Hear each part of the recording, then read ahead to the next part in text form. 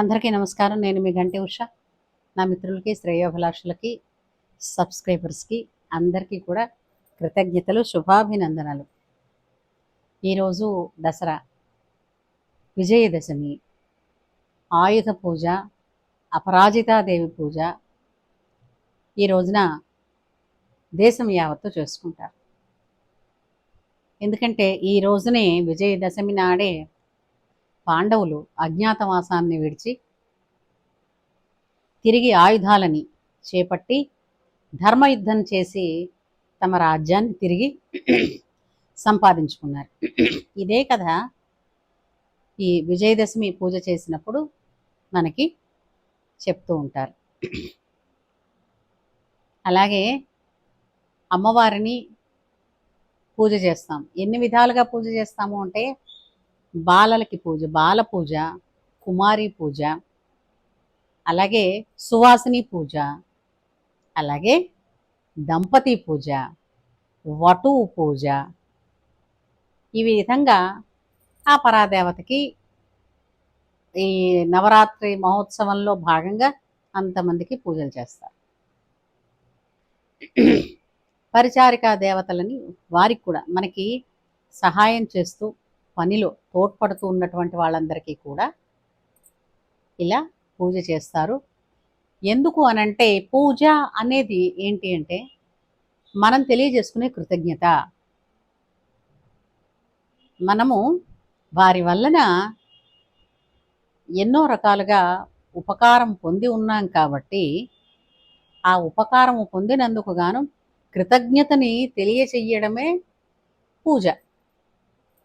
కృతజ్ఞతని తెలియజేస్తున్నారు. తెలియజేసే విధానం ఏదైతే ఉందో ఆ తంతు, అది పూజ. ఎందుకంటే కృతజ్ఞతని తెలియచేయడం వలన పదే పదే మళ్ళీ వాళ్ళకి కృతజ్ఞత తెలియజేసే అవకాశం వస్తుంది. ఎలా వస్తుంది, ఎందుకు వస్తుంది అంటే, అసలు ఎందుకు కృతజ్ఞత చెప్పాం? మనకి సకల సౌభాగ్యాలు కలిగినందుకు కదా. అంటే అర్థమైంది కదా.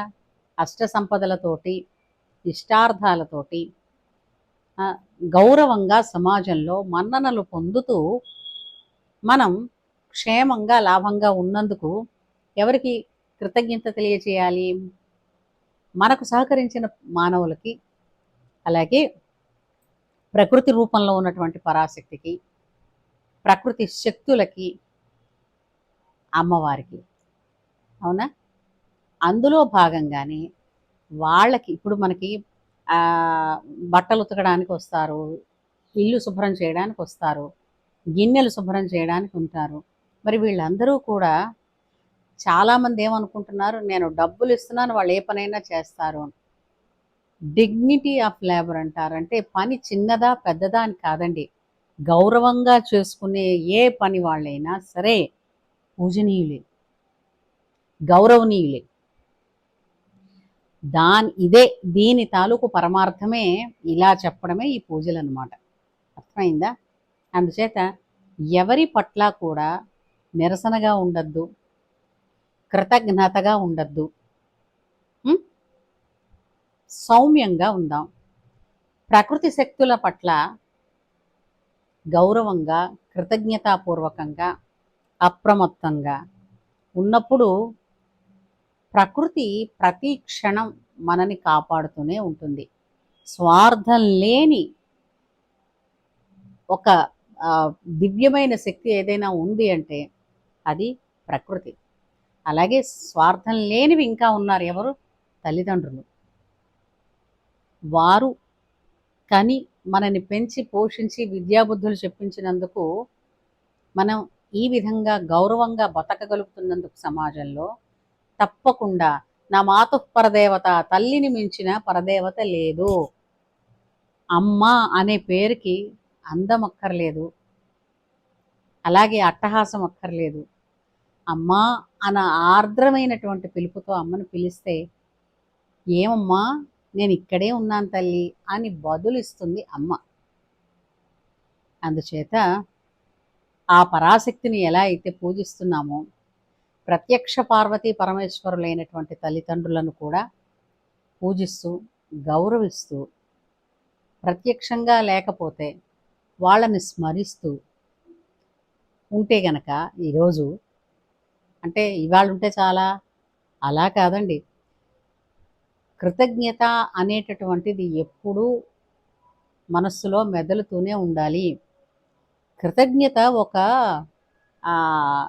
ఏమిటది ఒక టీకా లాంటిదట, ప్రొటెక్షన్ ఇస్తుంది.